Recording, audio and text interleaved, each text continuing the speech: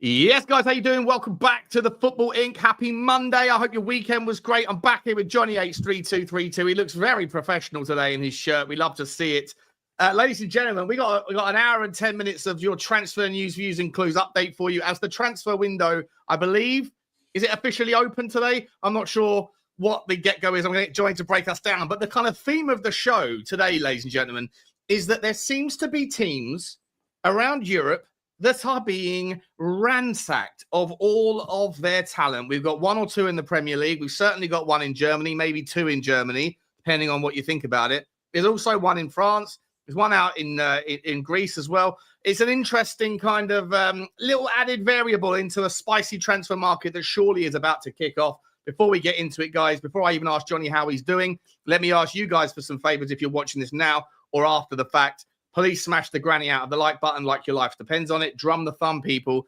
Hit the subscribe if you haven't already. We're on it. We're only about 40 or 30 subscribers away from 2K. An insane start to our life as a total football channel. Hit the notification bell and make sure you drop your comments and let us know your thoughts. And also, if you are new here, please let us know what team you support as we go through. Jonny, how are you, buddy? Good to see you, mate. I'm all good. Back from there's going to be a hot one this weekend, and hopefully it's going to be a hot week in the transfer window. Whatever club you support, it looks like it's on your marks, get set, go. Who's going to blink first? And as you said quite rightly, there's some interesting stuff going on at certain clubs. And the point here is, at what stage do clubs say, no, we can't sell any more players? It's all very well getting money in, but the clubs that we're going to mention here, I think they could be teetering. Unless they have fantastic recruitment, they could be suffering in the next season. Especially a club like, for example, Bayer Leverkusen, it's bad enough losing players, but they've lost their manager. And it looks like they're going to lose, four? What are we up to now? 4 of their main players? Yeah, I mean, they've lost Joe Natal already, Florian Wirtz already. And I think we're going to talk about what they're doing to try and replace them. But I'm pretty sure they have also lost. Frimpong, they've lost. Yeah, they lost. Is it Cotonou as well? Yeah, I'll come back to it in a second. It's quite wild. What's sort of happening over in Germany and Bournemouth, of course, as well. Let's start with Bournemouth, mate. We'll come to Leverkusen in a second. Let's start with Bournemouth. Rumours out today, obviously, that Kirkes to Liverpool looks like it's a done deal entirely. We already know that they've lost Huijsen to Real Madrid, one of the first transfers of this summer. Justin Kluivert looks like he's a player that's about to go to Leverkusen for about 50 million quid to replace Florian Wirtz, who's made their move out there. Semenyo, links galore with him leaving to either come to Tottenham, to Manchester United, to Newcastle, to any of the teams that are always looking for wingers at the moment. And there's another one or two in there as well. Zabani as well. It might be going as well. I mean, Bournemouth on the back of a really good season, mate, an interesting season under Iriola. It's going to be very difficult for them to keep that form going and that momentum going if they're losing half of their first team, isn't it? Yeah, I mean, that's what I said, where's the point, the cutoff point where you say, okay, we've got the money in, we're only a small club, only 13,000 seats a stadium, generating limited amounts of money. But at the same time, you need to stay in the league. And, Iriola must back himself, or the owner, Foley, must be backing the manager, or know that the players they've got earmarked to come in. They've just signed this young centre-back from Rennes. Truffaut, is it Truffaut? Left centre-back. Yeah, left-back, left centre-back. Played a lot of games last season, but, great business, selling Kirkes for 40 million and bringing him in for 13 million euros. But can they really afford to lose Kluivert and to lose him? I mean, last year they lost Solanke for 65 mil and they brought in a striker that was almost as effective, So I think they're going to struggle. And I think there will come a point, whether it's Semenyo or not. I mean, Semenyo only signed a new contract last year to 2029. So I would find it strange if they could afford to sell Semenyo and sell Kluivert. I don't know what one you think they might pull the rug on. Well, I think, look, I've said this a few times, in the great words of the very wise Heisenberg from my favorite show of all time, name me one thing in life that isn't negotiable. I think, look, Bournemouth, well, first and foremost, let me say that this is the trajectory that all clubs that have a good scouting department and that progress up the league, but are still naturally a selling club, because if they can find these talents and they do well in that particular sort of goldfish bowl, if you like, then suddenly there's a bigger fish or a bigger fishing rod that's dangled in as they start to move into a new market. And these players, especially the younger ones, I think that they always think that the grass is greener and they want to move on and see what they're capable of. But most teams go through this in their trajectory towards the top. Tottenham used to go through it. When, we're obviously Tottenham centric as a fan. And so we had to go through it with the likes of, Modric and Berbatov and Michael Carrick and yada, yada, yada over the years, right? So it's not something that isn't uncommon. And I think that all clubs will have, for every player, will have a valuation that obviously gets stretched the less desperate you are for money and the more difficult you think you'll find it to replace them. But the hardest part for these teams, mate, and Brighton will go through it, Brentford go through it, is as they go from the kind of relegation threats to stability into a outside European contender, as they go through that, it becomes increasingly more difficult in a data-centric world where there's sort of very few secrets now out there. Everybody sort of has access to the same pool of data. You can't be a selling club forever. Well, that's what I'm saying. Right? Well, like Bournemouth have never been in that same mould as Brentford and Brighton, so to speak. So, for them to have come up, if you look at Iriola's talent ID, Iriola did fantastic recruitment. He was very heavily involved in the recruiting of Kerkez and Huijsen into the club. But I think there comes a point where, maybe they have to say no. Look, the thing is, it's trying to blend those players in, to bring new players in and recruit them, but to get them all performing as a unit in a short space of time, isn't easy. But, Iriola is a top coach. And maybe he believes that, he can do it. Hi, Tony. How you doing, buddy? How you doing, Derek? I just think that, I think maybe there will call time on one of them. I'd be surprised if they sell Semenya and they sell Clive. Yeah, look, I think that, to be honest... And Zabani. Hang on a minute. Zabani, right? Look how well he's performed for them. Zabani's quality. Yeah. Obviously, Huijsen's already gone. If they're going to lose Kerkez, you've got problems at the back end of the pitch. They've lost 3 of their starting 4 defensive line. That's a problem in a market. And I'd make the argument. We've been making the argument on this channel for a while that this summer, for the first time ever, there seems to be more strikers available at a decent level. Kind of matches the kind of supply and demand is out there. Not so much, mate, at the defensive end of the pitch. There's even Romero, for example, doesn't really have that many suitors at his price point. There doesn't seem to be a massive kind of shake-up or domino effect in the centre-back space. And I'm looking at Bournemouth right now, losing Huijsen. If they're going to lose Zabani, if they're going to lose Kerkez for good money, the outcome that I do think will happen at the top end of the pitch is that there's still a price point at which they will sell. But for those clubs that are angling and circling around Mbeumo, for example, at Brentford, whoever doesn't win that race, if they are going to move on to Semenyo, and by the way, we've got a story about Newcastle on the Mbeumo we'll come to in a second, but if they're going to move to Semenyo, well, Bournemouth will sell at a price point, but all of a sudden maybe 70 million is not enough because they don't need to sell because they've already raised 150 million from elsewhere. Exactly. Right? Then they play hardball. And if you want him, you're going to have to pay over odds. And they can go over the odds, as I said, because Semenyo only signed a contract last year and his contract goes to 2029. Talking about Mbeumo, it's quite interesting that of all people, Onana, his Cameroonian compatriot, said, forget about going anywhere else, forget about going to Spurs, come to Man United. This from a guy who most likely could be his days could be numbered with the amount of times he drops the ball. But no, the other, what you were saying about Newcastle, Sean, with Mbeumo.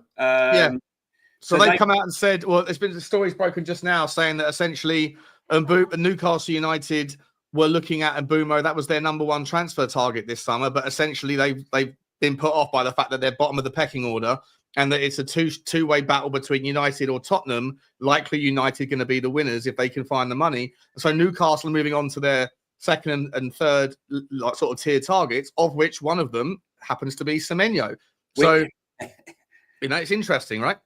Yeah, I mean, I think now that the players, the clubs, that's what I'm saying. It's first mover. Who's going to make the move for Mbeumo? If they miss out on Mbeumo, who's the alternative? Are they going to go for a club's going to go for an Eze, or are they going to go for a Semenya? Or maybe a Jack Grealish.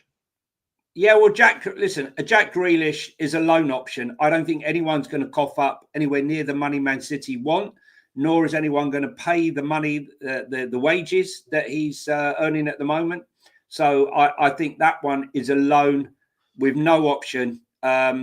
Because listen, he wants game time for the World Cup to try and get back into the mix, and any club that want to facilitate that. If you're paying, say, 150 grand a week, I think you'll get suitors. Anything more than that, you won't. But I think is there an argument for Jack Grealish to sort of think a little bit, like see past the end of his nose a little bit here, in that if he was to kind of say, I'll go for a loan, because I don't want to lose my 300 grand a week or whatever he's getting paid, and someone's going to cover it, or whether it's half the City and half Newcastle or Tottenham or whoever. Is there an argument for him, given that he's 29 and he could probably get, one sort of 2-3 year contract, maybe a second one later on out of it? Is there an argument for him to sort of lower his sort of demands on the wage to be able to get a new contract, go somewhere else where he can get a new contract, and then by that bring himself back down into the pool of people that are actually willing to maybe take a look at him, and then extend that career a little bit? Because if he hangs on to that 300 grand a week expectation, similar to like a Marcus Rashford, I think you can make the same argument there. Yeah, 100%. But if he takes a little bit less in the short term, and Rashford's still got probably 7 years on his career left, right? So he's definitely got 2 contracts left in him. But by seeing only the short-term gain and not thinking of it as like maybe short-term pain, long-term gain, you're basically filtering out everyone but the top 0.1% of wage earners in the world of football, of which most exist in the Premier League, and most don't need him or want him anyway. I think he needs to look at himself. I think Jack Grealish, maybe to a lesser extent, maybe, but still to an extent, Marcus Rashford need to look at themselves in the mirror. Do you want to be a footballer? Do you want to go down in memory as a top footballer, or do you just want to go down as a guy, ends his career, having earned a serious amount of money? I think, going to, that's a good call, Jess. Not a bad shout. Interesting shout there, Jess. But I mean, look, the thing is, as Thomas Frank says, we don't want any dickheads in the squad, and I don't think he will be the only manager. Why is it that Jack Grealish has issues? And I'll tell you another one who I think at Man City has got issues and could find his way out the door is Phil Foden. There was definitely something which was going on with Phil Foden towards the end of the season. He was fit. He wasn't getting game time. I don't think that as a manager that he's willing to tolerate any Billy Big Bollocks. And I think when they do get to that stage, he's willing to jettison them or put them into the back room. I mean, Phil Foden. I mean, could you imagine what he'd be worth on the open market? But he's 22, 23 years old. He's won everything, hasn't he? He's won everything 10 times over. He's insane amount of trophies he's got. Too much too soon. You need to concentrate on your football. I'll tell you something. Like Eze is what you class as a true professional. He has the Eze Foundation. He does work for charity, has charity events. Close to God, all that stuff. Very, very, very spiritual. Yeah. All of that, right? No distractions. It's God, charity, football. Okay, living the life. Okay, it's when you step out of that dedication and your life that your career falls by the wayside. And there's so many examples of that He said he's struggling with mental health. Look, I don't dismiss mental health. It's a serious thing. But what I would say is that Foden is ill, had to learn how to live with that illness. It's not a chat. Well, thanks, Herbal, for coming on and saying that. Because, sometimes when you're on the outside looking in, and I'm not dismissing any mental health, as I said before, but sometimes it's a cop-out used by some people, players, to dismiss their situation and use it. But, and I don't like that, because there are people with genuine mental health issues that are around. Obviously, we would never know the specifics, and I guess none of us would know the specifics. But as Tottenham fans, certainly we're not in the inner circle of the City. But this is the general. Nice, right? This is why it's important to get the takes of people like you, Herbal, that let us know these things. I really appreciate that. What I would say though, Johnny, just quickly with regards to Pep Guardiola, is unless he's had like a massive change and shift in his sort of vision, because I think obviously last season was a massive sort of step back for them.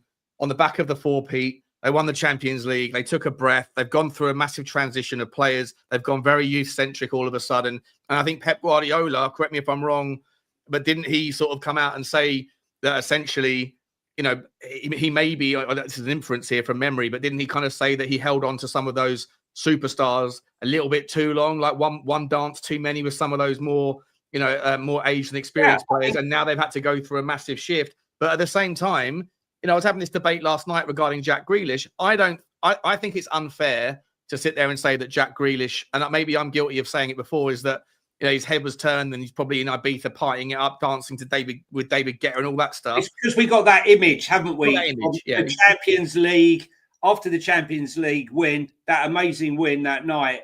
He looked like he was still partying a month later. And it's not a problem, but there is that image, and sometimes it takes a second. It takes a lifetime to build a reputation and a second to destroy it. Right. I'm not saying that that's the case with him, but I do wonder if the argument was, this is the argument that was presented to me last night. There's nothing wrong with Jack Grealish. He is an absolute professional. He still cares. He's still dedicated. And I said, well, if that's the case, then, and he said, and listen to Pep Guardiola's words about Jack Grealish was the argument that was presented to me. He says that he's a top guy, top footballer. I said, well. Yeah, but you have to sort of examine the motivations of why Pep might be saying that. Okay, I don't know, but if he's trying to get 50 million quid out of a club for him, then he's not going to be sitting there saying, yeah, Jack's taken his eye off the ball a little bit. He's all come, he's won everything, and now he's kind of like, he's completed the game. He's beaten the final boss. Do you want to start the game again? And so I don't know where the truth lies, mate, but like the reality is that Pep didn't play Jack last season very much, even in a shitty season for City. Yeah, I mean, listen, look, we can see he's had a major overhaul. The counter-attacking pace now with Mamouche, Cherki, Nouri and Reinders, into that squad, it's going to be a big lift. Like you were saying, actually, before, if he held on too long, the one thing Alex Ferguson used to be questioned on, why did you sell Jaap Stam? Why did you sell David Beckham? Because he felt he got to a certain stage in their career, and that they had to be moved on, because there's a point where sometimes players stop listening to the manager. It's like listening to the same person talking over and over and over again. If you're married, you understand that. Wait, what was that, mate? Sorry, what was But no. So my point is that maybe he was guilty at that. But listen, I hope both of them find their careers again, because they're two glorious players. And I think both of them will want to be, in America for the World Cup this summer. Mind you, the way Thomas Tuchel's picking that team now, God only knows. I mean, it's like the geriatric 11 at the moment. Yeah. It's amazing, isn't it? How there's nothing to learn, nothing to gain from. One argument about that is there's nothing to gain from these sort of preseason friendlies. So just experiment. Okay.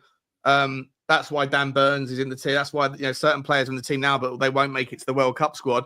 But at the same time, why is Jordan Henderson still hanging around in there?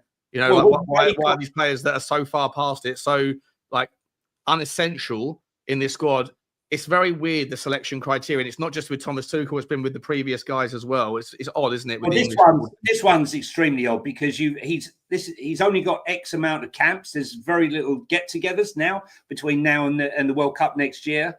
And so you need to use every opportunity. And do you need to have an opportunity to see Kyle Walker and Henderson. My argument is no. Just sticking with Man United before we move on is the news that, listen, they're playing the game at the moment. First of all, they're definitely signing Goalkeeper, excuse me. And now they're involved in talks with Hugo Ekitike. Yeah. From Frankfurt. Quality player. I think that's the first time I think you've said his name correctly, mate, in a few attempts. I'd love to see it, mate. Love to see it. Yeah. You're a man who learns. Sean, I've been practicing. I can say nearly every name. That one just gets me every time. Why? I get a bit tongue-tied. But Ekitike, Hugo, I'll just call him Hugo. Hugo, much easier. That guy from Frankfurt, yeah. He's on the lips of 4 or 5 Premier League teams, isn't he? He is. It's obvious that, look, it's just confusing. They got Xerxes, they've got Højlund, and now they've signed Cunha.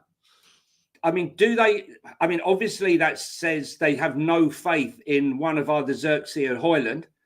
And can they actually get rid of?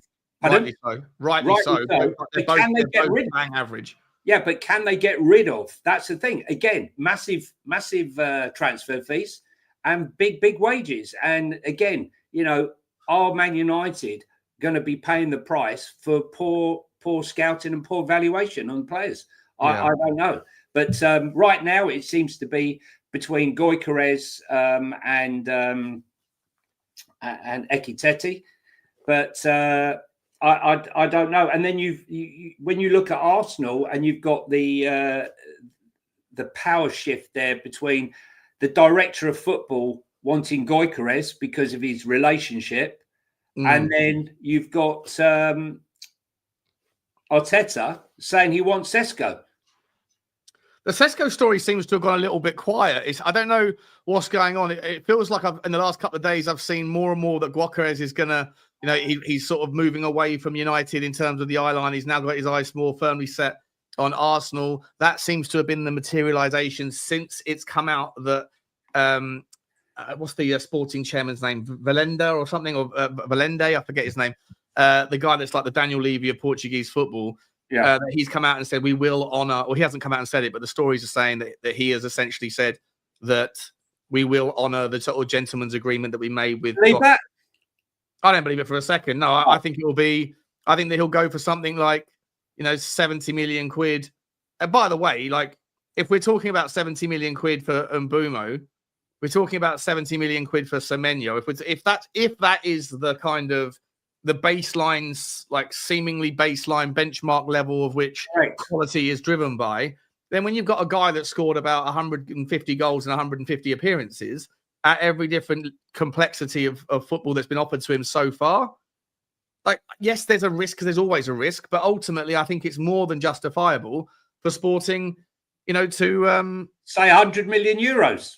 Well, yeah, or at least like 70 plus X amount in add-ons, pending that he continues on the same sort of trajectory, right? Like if he can get a goal every other game, even just lower the benchmark a little bit to what he's done, but still to a level where he's going to get 20 goals a season, I don't think there's any problem with asking for 70 plus 25 or something like that. Yeah, for me, it's ridiculous. I don't think he'll honour it personally, because when you look at something like Dom Solanke, 65 million pounds to Spurs.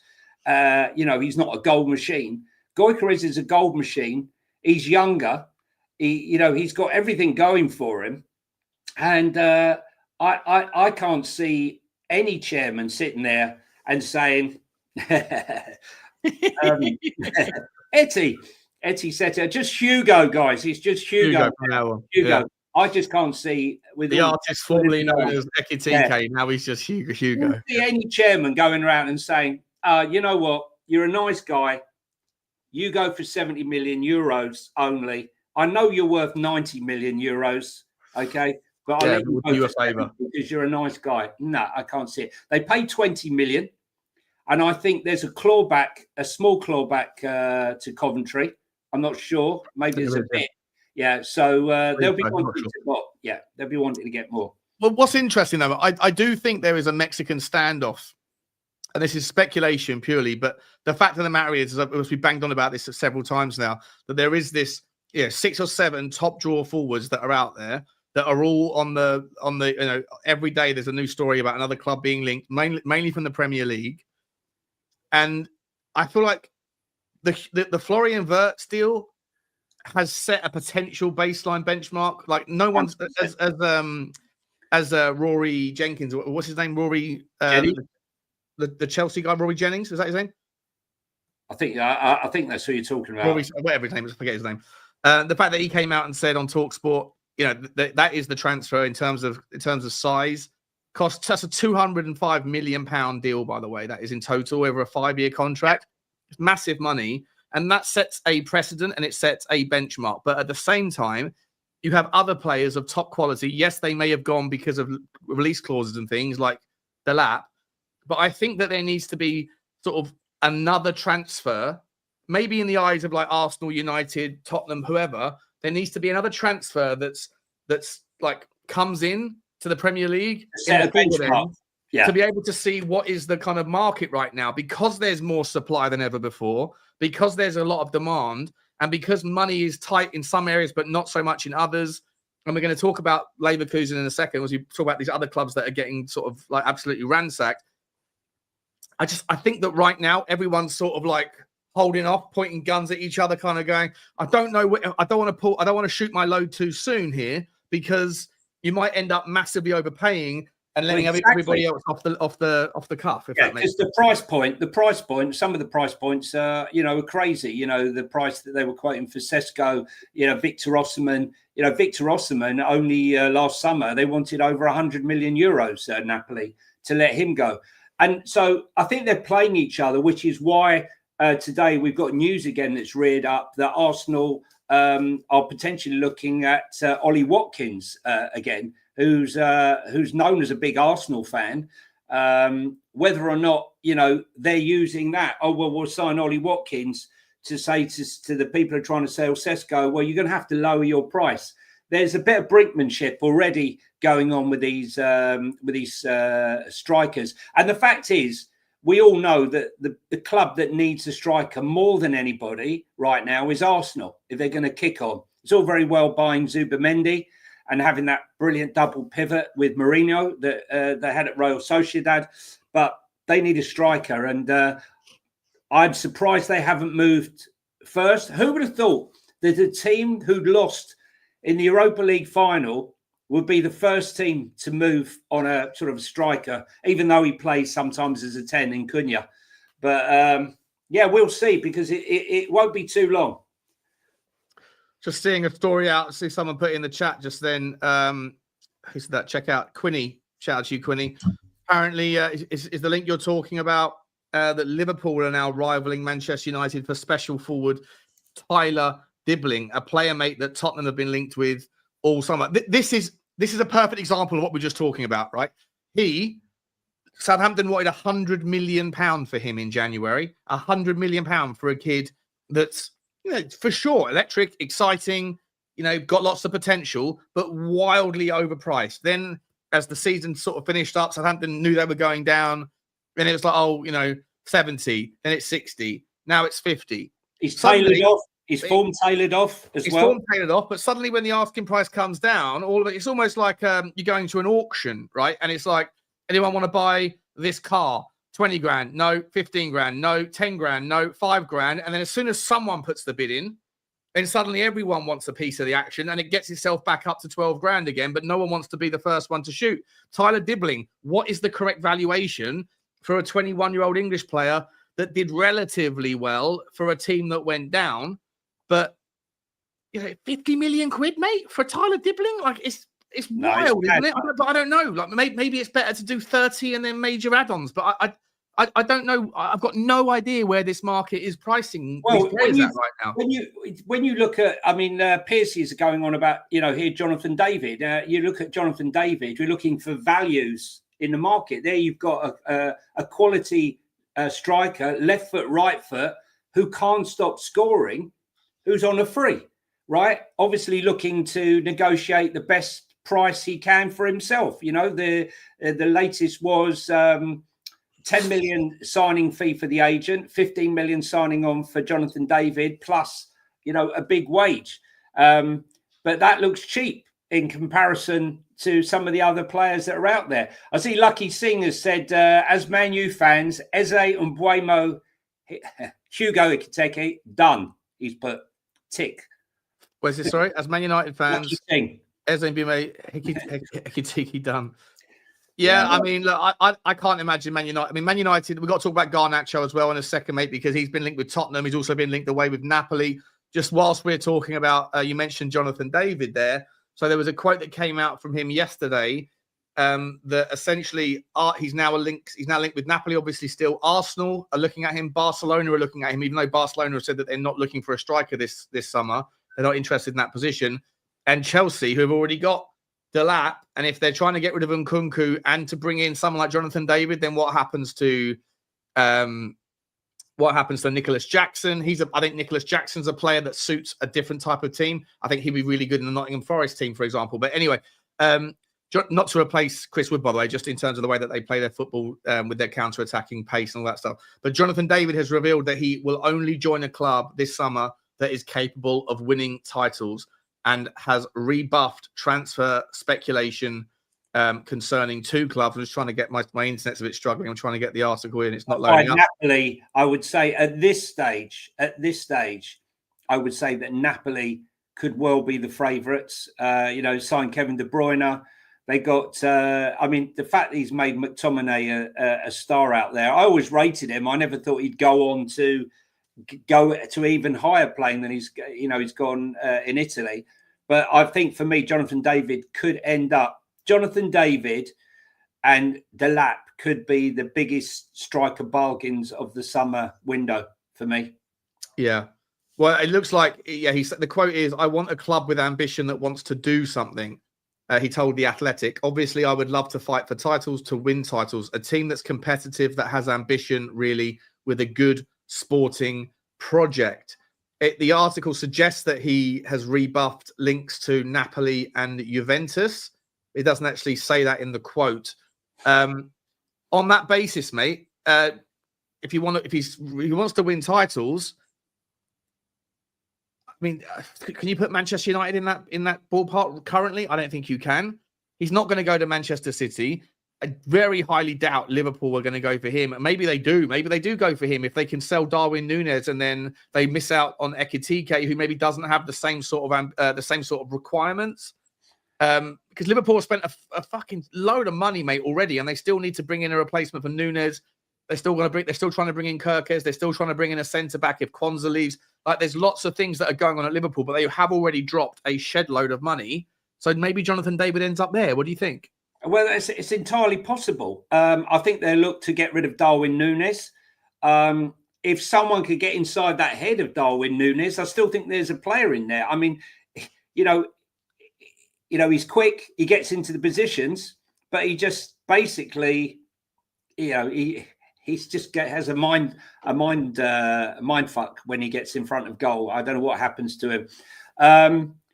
Listen, the thing is here, where there's so much speculation. I've never known so many players trying to move out at the moment.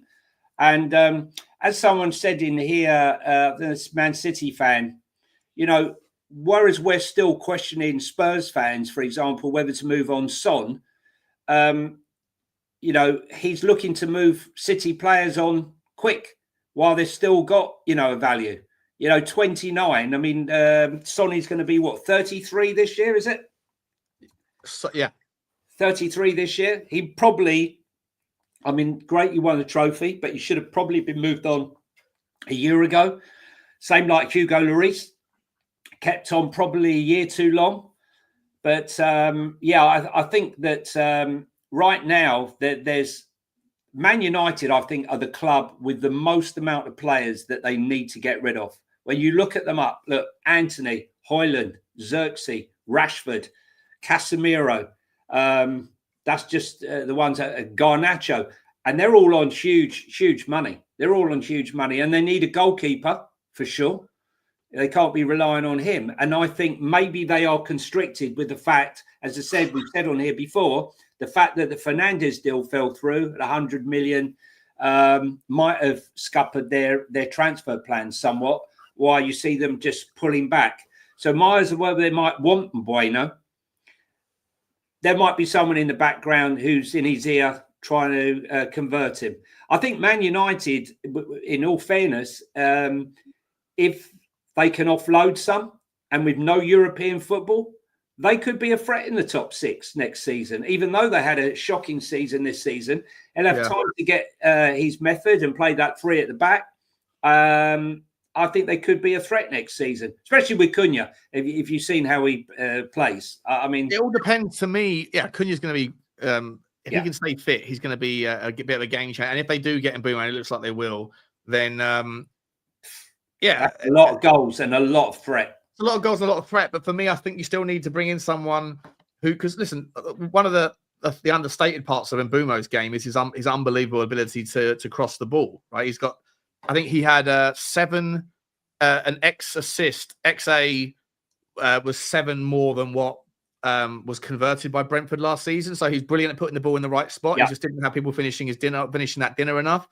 And if you've got that, then I don't know whether, Xerxes, he's a big strapping guy. If he gets into the right spots, is he going to win the ball in the air? I don't think he's particularly known for his aerial threat. Højlund, obviously, I think has been a bit of a shit show.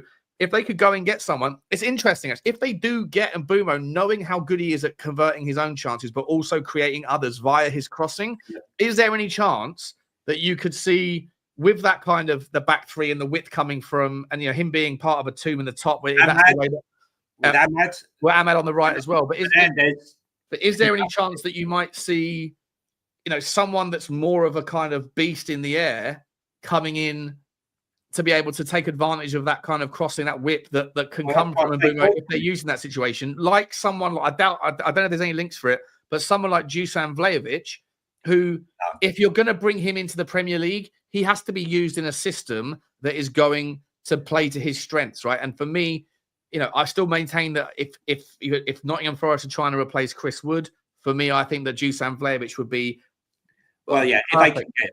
Yeah, I can't see United going for someone like him. Ekitete, what we've seen, he's got fantastic pace, right, which is terrific. But I think what United need is a bit of an air monster. And for me, Gyökeres has it all. He has the physicality. He's great in the air, great with his feet. And I think he's the one that Man United. I mean, I just imagine Gyökeres, Cunha, Fernandes, Mbeumo and Ahmad. I think they could have a very good team. They need to sort out the goalkeeper and the defence. Anyway, let's move on from Man United. Guys, if you're in the room and you're visiting us for the first time, please smash the subscribe button. We're trying to get to 2,000. We're a new channel. We're growing really quickly, but we can't do it without you. So if you hit the subscribe button, doesn't cost you any money if you're here just by chance. Hit that thumb button as well. Hit the like and throw in some comments while you're there in the comments section. Just I want to quickly pivot to this story about. We don't talk too much about West Ham. We haven't really had the chance to yet, but this story out from the Sun. Well, it's the Sun. Who cares? But Mohamed Kudus, the transfer odds of him moving where have really crashed in. Chelsea are odds on 4 to 5 favourites to sign Mohamed Kudus this summer. I mean, where are they getting the money, Sean? Well, they've got more FFP PSR wiggle room than apparently anybody else this summer. I mean, I've given up trying to figure out how. You've got a small crowd. They didn't have any shirt sponsorship until just recently, right? I mean, it just doesn't make sense. Doesn't make sense unless they made the shitload in the conference. Well, Club World Cup probably is going to help them out as well, isn't it? Not that much. It's wild. But listen, they obviously have said they're able to sell. I mean, I'll get up their transfer outgoings and things in a minute. They obviously do have a bit of a conveyor belt of talent. They've got that Brazilian super kid that's coming through as well.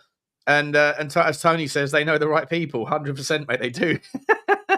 They know people wherever they need to know them to get the job done. But Mohamed Kudus, mate, is he a player that you think will? I mean, where does he fit into the Chelsea model? Like he played, as far as I think of him, doesn't he kind of encroach in the Cole Palmer sort of role? Isn't there a little bit of an overlap there? Do you know what makes me laugh about Chelsea? You know, clubs dream of having 2 good players for each position. Chelsea have 4 or 5 in each position. I mean, certain clubs like ours, Spurs, which we try not to talk about all the time or too much, because, as I said, this is a multi-club channel. We haven't got a 6, an out-and-out 6. We need a monster 6. Chelsea have got 4 of them. Yeah. Right? Just signed another one. Yeah. You know, and the same with strikers now. You know, they've got 4 strikers. I don't know. I think that certain clubs, I think Chelsea are just literally buying anyone they can get their hands on. I can't see that it's a player that Chelsea need. I really don't. I think they need a goalkeeper, if you want my opinion. Yeah. I don't think Sanchez is reliable. We know Kepa isn't. Well, Kepa's off for £5 million, isn't he, to Arsenal, last we heard, right? Correct. I mean, Bournemouth didn't want to take up the option, which is interesting that a team like Bournemouth don't want to take him. But Arsenal will. So, I don't know. Not for me. Good player, undoubted. But I can't fail to see, unless they're thinking, because they didn't take up the option on Jadon Sancho. They'd rather pay a £5 million fine than take Jadon Sancho, which says a lot about his slap in the face, isn't it? That is Jesus Christ. Yeah. I just feel like I mean, Mick here, you'll be able to sort of you're a West Ham fan, mate. So appreciate you dropping in. Please let us know your thoughts here. Like I don't know if he's going to get the minutes. Like, it doesn't seem like it's the right place for him to go. You're saying he's a great player, but his head's not in it at West Ham. Certainly a great player for sure. Yeah. I'd give him a crack at Tottenham for 100%, but West Ham and Tottenham don't do business. But I want to ask you this as well, Mick, before we move the conversation on. Please drop an answer in if you're still watching. Is there truth that Bowen might be on his way out as well? And if so, where's the stories there? Like, let us know if there's anything going on with Jarrod Bowen, because obviously West Ham's arguably their top 3 players are Paquetá, Bowen and Kudus. And if you're losing maybe 2 of those, it'll be interesting to see what West Ham do, especially when you have all this ownership potential upheaval going on with Trip Smith and the Gold family and Sullivan, yada yada yada. So and Triskinski or whatever his name is. So I think he's Czech Republic. That guy. I think you corrected me last time. So let me know what your thoughts are with West Ham's summer, mate, because I think it'd be interesting to know what they're doing, because they need to improve on last season. Johnny, you mentioned Chelsea's goalkeeping situation there, and you mentioned the plight of Onana at United. Yeah, but Tottenham are a team that have got, very in. But you talk about we've got Chelsea have got 150 players for every position. Well, Tottenham seem to have about 150 wingers and 150 goalkeepers. And one of the names on the we haven't got very many midfielders or defenders, but one of the names that's on the sort of transfer merry-go-round this morning, it's not a name that I thought I'd be seeing as an exit story. So I don't know if there's any credibility to it. But Vicario, maybe moving back to Italy. Any thoughts on that, bud? Yeah, the boot room reported apparently AC Milan are mega keen to take him back to Italy. Now, where does that leave Spurs? Maybe they saw Kinski, who they bought in the summer, as a better keeper overall. I definitely think he's better in the air. And as you say, we've got rid of 2 goalkeepers. Whiteman's gone and the Tree's left. So we're now down to, I think, just about 5 goalkeepers. Got Josh Keeley, who's performed very well for Orient. I can see potentially him going if we got another one in the works that we're prepared to bring in. Maybe Kinski is the better goalkeeper all round. Mate, I've not seen anything. He was brought in as this, he's a little bit, he's raw and rough with his shot stopping, but phenomenal with the ball at his feet. And we all fell in love with him in the stadium on his debut against Liverpool when he pinged that ball like a golf fade on the outside of his right foot. Everyone's like, oh my God, he's amazing. And he had a great debut. But a couple of weeks after that, he fumbled the pass about 3 or 4 times at the Arsenal game away at the Emirates and was largely responsible for that drubbing. And I felt like he basically... Sean, I think he's come back a bit. I think, you can't... He was thrown right in at the deep end. Right? He's come from a minor league and he's thrown straight into a massive game like that. He's 21 years old, right? So 21 years of age. And I I think you've got to allow him that. But what he's shown is a maturity in crosses, corners. You know, he comes for the ball. I mean, obviously, from an experience point of view, there's no doubt Vicario is head and shoulders above Kinski. But maybe, you know, if they're coming in AC Milan with a good bid. Look, the thing is, with all these clubs, AC Milan, Inter Milan, none of them got any money, right? So I can't see what they're offering.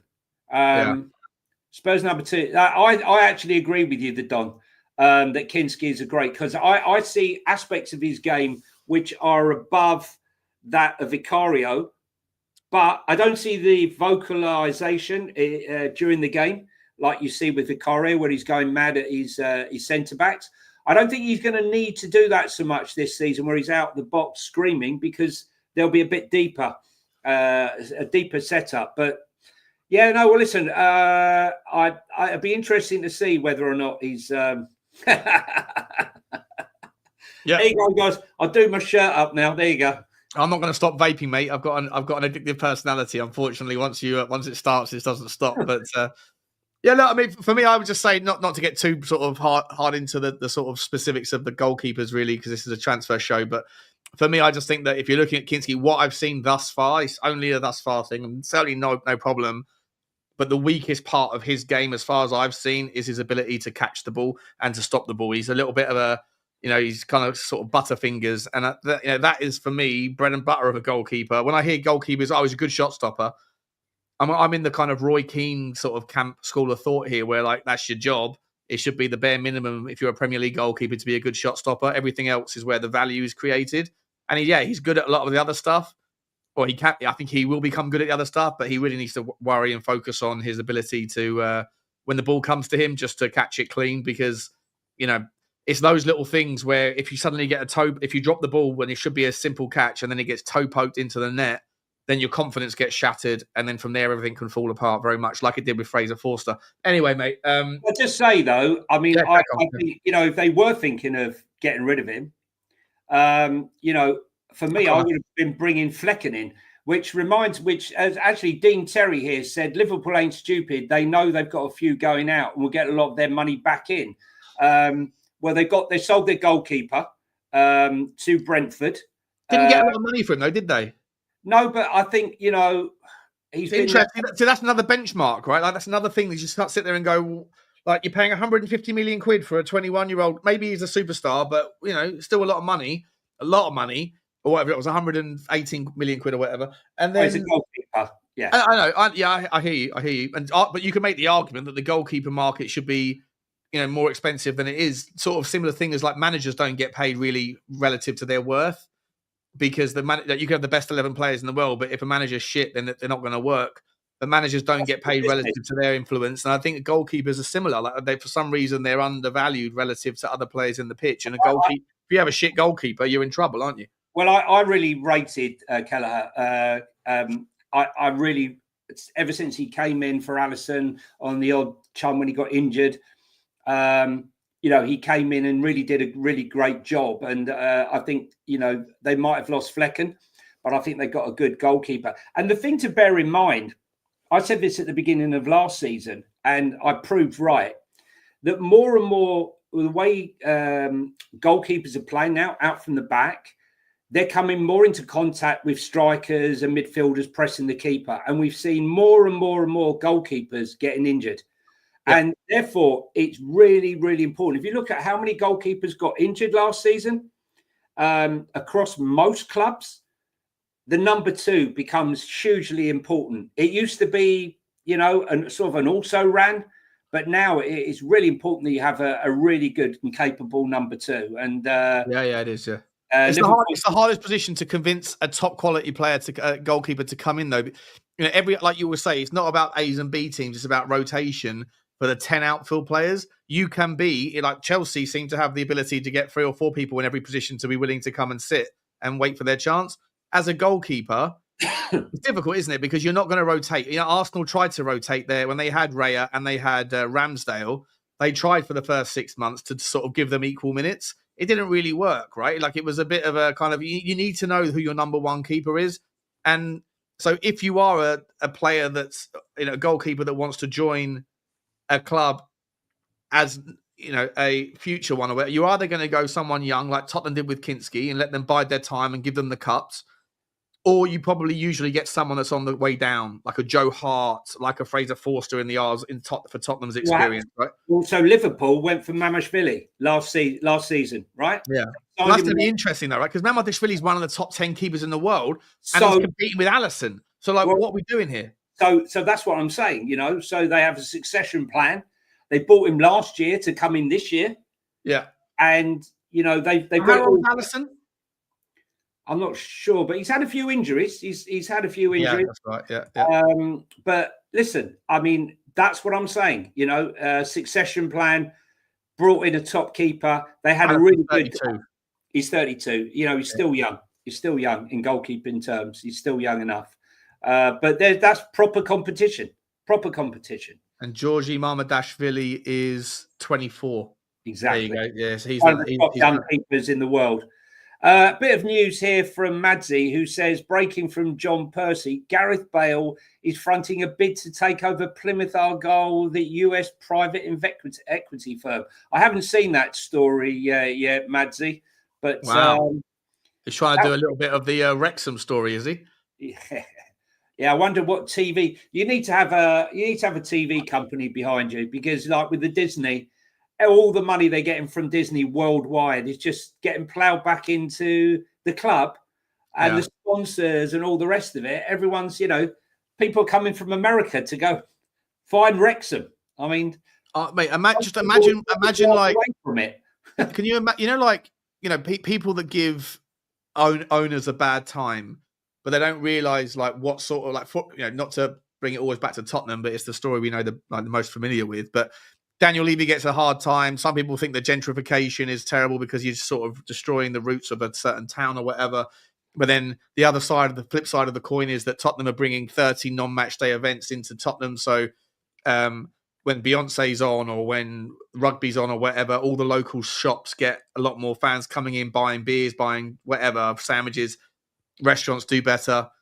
Imagine how much money is seeping into the Wrexham ecosystem, that little micro economy that is the North Wales club. I think it's North Wales.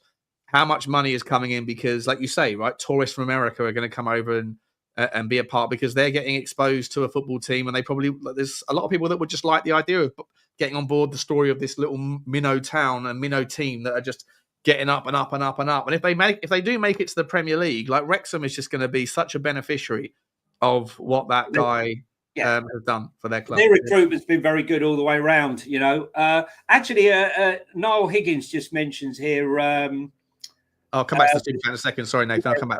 Just say, anyone interested in Matoma? Now, there's a player that everyone was linked to, non-stop. A quality player. He was in fits and starts last season. Not quite sure what went on there, whether it's second season-itis, where, opposition finds you out and negates a lot of your talents and your attacking threat. But again, a really good player.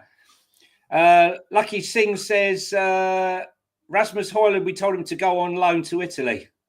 The only thing is, no one's going to be paying that money. No one's going to be paying that money in Italy. Where's the super chat, Sean? We've got it here. Nathan McCrory, thank you so much for the super chat, mate. He says, big ups, gents. You keep me well informed. Nothing happening in American sports football news, but that's amazing. For that amazing 5-0 drubbing of TNT Trinidad and Tobago, that is, isn't it? Yeah, by Poch. Keep up the great work. It's interesting. I think that's the first victory that Pochettino's had for America for a while, isn't it, Nathan? It's not been, if you're a Tottenham fan and then obviously a USMNT fan, then maybe your loyalties are a little bit split on Pochettino because he hasn't exactly hit the ground running with America, and you've got the World Cup next year, so it's going to be fascinating to see how he gets on. Did he lose the last game 4-0? Was it 4-0 the last game? I can't remember, to be honest, mate, but possibly. At least it wasn't as embarrassing as the game with Bayern Munich beating the New Zealand part-timers who couldn't even get there and get time off of work 10-0. I mean, honestly, if the World Club Cup's going to have any, credibility. Mate, I don't know. They're getting paid $60 a week. Those New Zealand farmers, mate. Like it's to only lose 10-0. You could almost make the argument that Munich should have put a cricket score past them, right? Yeah, but how do you expect to sell tickets for that? When you're only allowing 32 teams into the tournament, I know you want to have a broad world base, but you can't have someone that's ranked 4,900 in the world. I hear you, but it's like sometimes that sort of thing creates a little bit of romance as well, doesn't it? Like it's a little bit of interest to see.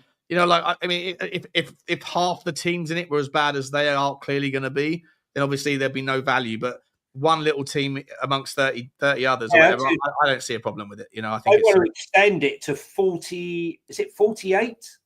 I think the next. Well, if Tottenham beat PSG on the 12th of July or 12th of August, mate, we'll be there in Brazil in 2029. I'll buy my tickets. Are you going out to Udine for the? Well, I hope I can. I've got a bit of an issue of I've got a wedding. And then on top of that, my sister's coming over from Singapore. She's only here for 2 days to stay with me. And I haven't broken it to her yet that one of those days. You're at the airport. Yeah. Yeah. I want to try and get the sporting options in and out of the day. Listen, we did Frankfurt away, Sean. Did Frankfurt away. I did Bodo away with you. 2 amazing away days, incredible experiences. And then, of course, Bilbao. Wouldn't want to miss this one. I think we got a chance as well. I really do. I can't wait for it. I was looking at flights out to Hong Kong earlier, and I think maybe what I'll do is I was like, it'd probably be good for content, right? But I thought actually it'd probably be cheaper just to go and stand in Chinatown in London and pretend like I'm in Hong Kong and act like I'm there because. Apparently the tickets for the game are all sold out. Thank you very much for the super chat. Thank you. My man, Nathan, I really appreciate you, mate. Guys, there's 415 people here, 420 people here. Amazing for a Monday afternoon. Really appreciate it for such a small channel. If you can smash the like, smash the subscribe, that would be awesome. Hit that subscribe button, guys. Just to add, Sean, just quickly, before you go on to this story, is one that I meant to mention the other day, is the amount of clubs that have been linked to Nathan Collins of Brentford. Cracking player, though. Cracking player. Now, here's a prime example of when he's linked to various clubs, not just Spurs, lots of clubs, Arsenal, lots of clubs. They're turning their nose up at this player without looking into his stats, how he commands the box. I mean, his aerial power and command has been superb. Because he's not sexy. The name's not sexy. He's coming from Brentford. Therefore, we just dismiss him out of hand. He's gingerish and he's Irish, right? So it's just not a sexy story, is it? Yeah, no. But I mean, I've seen not just Spurs fans dismiss. Why would we want him? I mean, typical Levy or even from the other clubs, dismissed from by their fans as not good enough. Yet from the stats that I've seen of him. He's looking very good. Well, I mean, here's a player that really is very good, though. Ousmane Diomande, mate. He is a player that I would love to see. If Romero does get his, actually, I want to get your take on Romero in a second, mate, because I've been sort of going a little bit aggressive on him in my uploads for Tottenham stuff. Romero's come out and said, it's called out that club for the 3rd time in various departments over the last couple of months. He's obviously twerking for a move, and I think he's manipulating and doing a little bit of the even Simone Inzaghi came out and basically said, of course we'd want him. He's a very good player. Obviously we'd want him, sort of thing, which I don't think you should be saying in public discourse. I think it's inappropriate. Harks back to the Sir Alex Ferguson tapping up kind of days. But I know this stuff goes on. I'm not an idiot. But at the end of the day, no one is. There's not. If Romero is this sort of world class player that everyone should or that he thinks he's above Tottenham, where are the likes of Newcastle United, Manchester United, Liverpool, who all need new centre-backs this summer? Where are the likes of Real Madrid, Barcelona? There's Atletico Madrid, who have already signed Clement Longley as a benchmark, and they haven't got 70 million quid.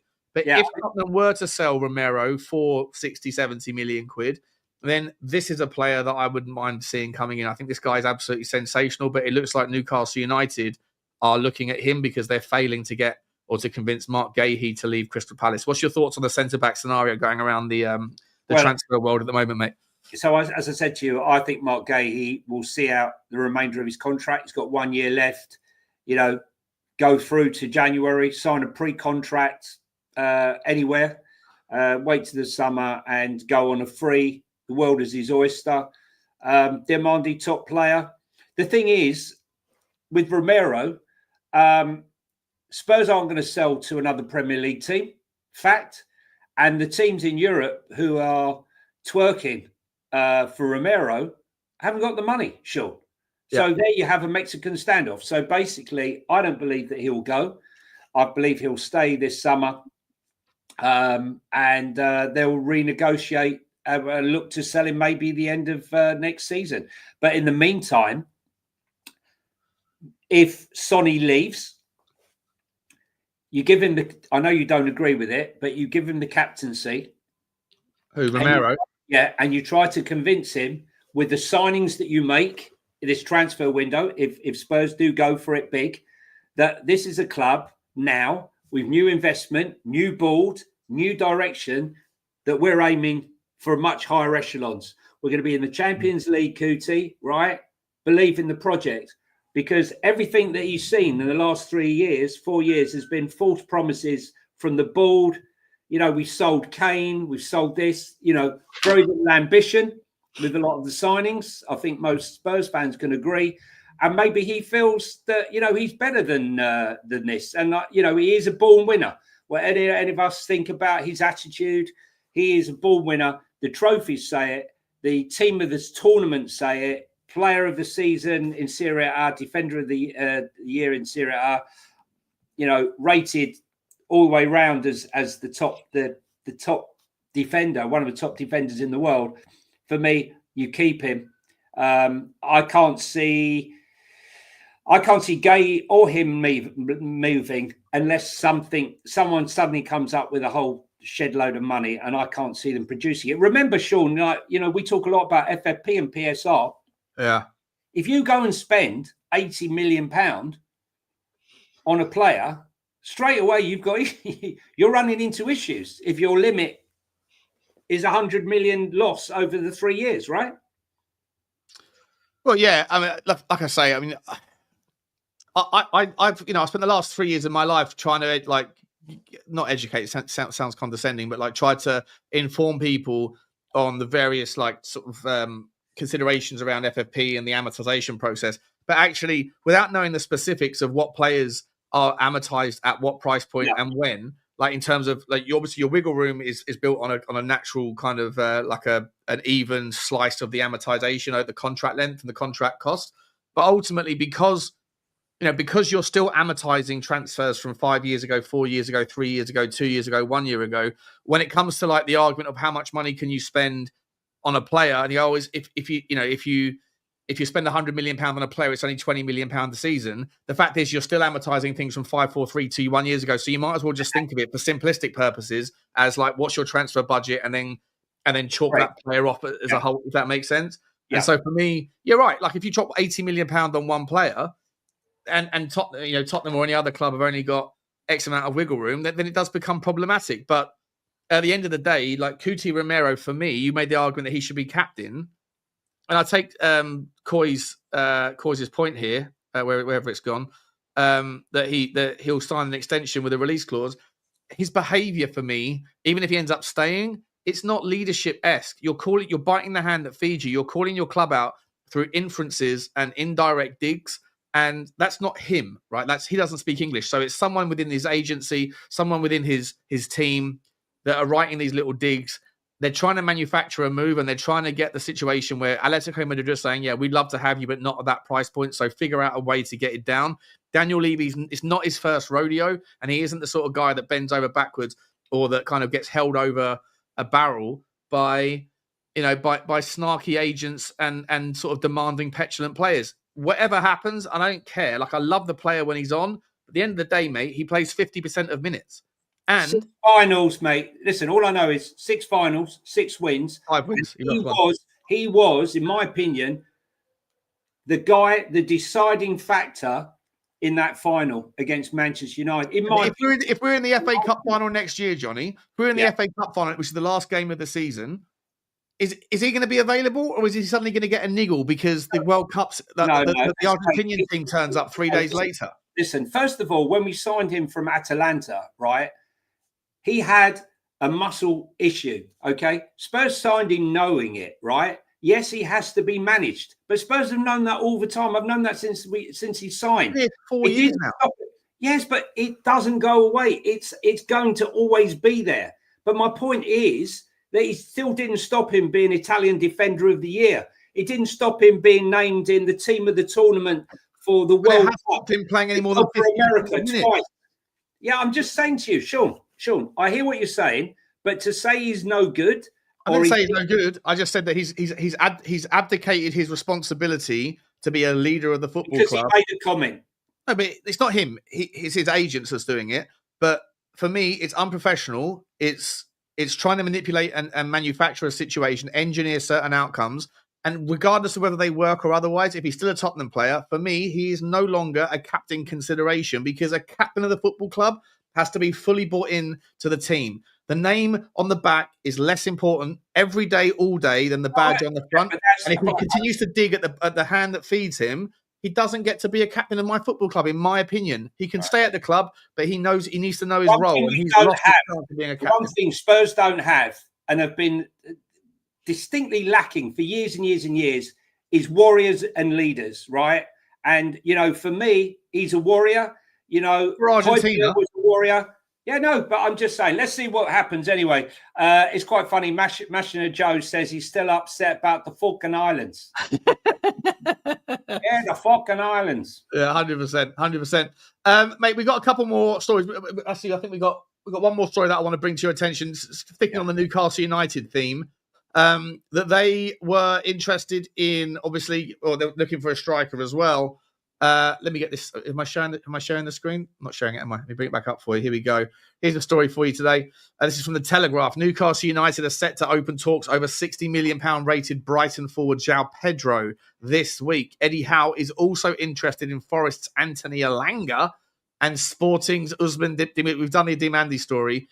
It's clear they're in the market for a winger wide forward, as seems to be every other fucking team around that sort of size club.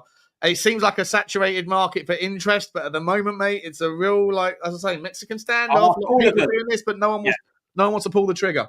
Listen, I like all of them. I'm amazed. Man United sold Anthony Elanga. He's the second fastest player in the Premier League, next to Mickey van der Ven. Dangerous. And we saw, with the goal he scored last year for Forest, just how dangerous he can be on the break. João Pedro, I was sent videos of him before he went to Watford, and I thought, wow, this kid's going all the way. I was really shocked when he left Watford for Brighton. They paid, I think, £30 million for him. Really good player. Again, bit injury prone last season. Stop start season, but still produced the goals. Very good at penalties. A little bit of an edge, like most Brazilians. But all three of those players, Sean, are very good players. Will only enhance the team. I mean, it's gone a bit. There's been rumours about Anthony Gordon going to Arsenal. Yeah, and being a bit restless up in Newcastle. I don't know if there's any substance to that, or I don't know. I've loved Anthony Gordon for many a year. I remember when I was in certain WhatsApp groups that I'm no longer in anymore. And I remember when we signed Richarlison, we were linked with Anthony Gordon. And everybody in these WhatsApp groups were saying, Anthony Gordon, the guy, he's an Everton flop. I was like, what are you talking about? And the same people, it was the Everton game when we won we beat Everton 5-0. Yeah. And I remember when Everton were 5-0 down, and he was still, as a winger, he was still chasing back and running 100%. And I was like, that guy, not only is a talent, but he is someone that just has that kind of Wayne Rooney-esque fight to win in him. And everyone was like, no, don't want him. He's a fly. I was like, what are you talking about? And then those same people, then when we signed Richarlison, I know you're a Richie lover. Obviously, I'm not, but Richarlison was a much better player out of Everton. I was like, what are we doing here? What are we doing? And he went to Newcastle and he proved everybody wrong. You know? Sure, no, I'm not going to look. One's a winger and one's a striker. You know, apples for apples. Yeah. I mean, listen. I think there's so many options right now. I just think that once a couple of the dominoes start falling, it's going to set off a massive. I think this could easily be the biggest window that we've had. To be honest, it really could be for all clubs. I mean, we've already started to see records start, with the Man City transfers, Man United, Liverpool, and so on. And Arsenal threatening to spend huge.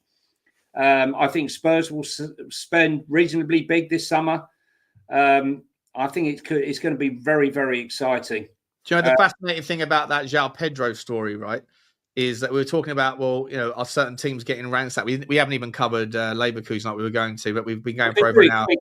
Let's do it quickly. Okay, we will do, but just quickly, the story about João Pedro, I think, is a little bit more probably likely than it was before, because Brighton yesterday, I think they've completed the signing for that Karalampos Kostoulas, that Olympiakos. He's a great kid. What a kid! 35 million euros they paid for him. He's apparently just. I mean, I've seen highlights of him. He's unbelievable, Sean. I saw him in the an under 21 game. The under 21 game. I was watching what this kid should be playing in the. I was wondering whether the opposition was so bad, and then I looked him up, and he is some player. I mean, they've been negotiating quite hard with this one, and I think they've also signed. A centre back, I think it is 21-year-old centre back who's played a lot of games from Hella Verona for 11 million. What's his name? Diego Coppola. Coppola, yeah, that's it. Yeah. I wonder if it's any relation to Francis Ford. The Brighton data science model continues to find these gems. We'll see how these guys turn out, but I think the João Pedro moving on is probably a likelihood, that because considering they've got that wonder kid from Olympiakos, 35 million euros.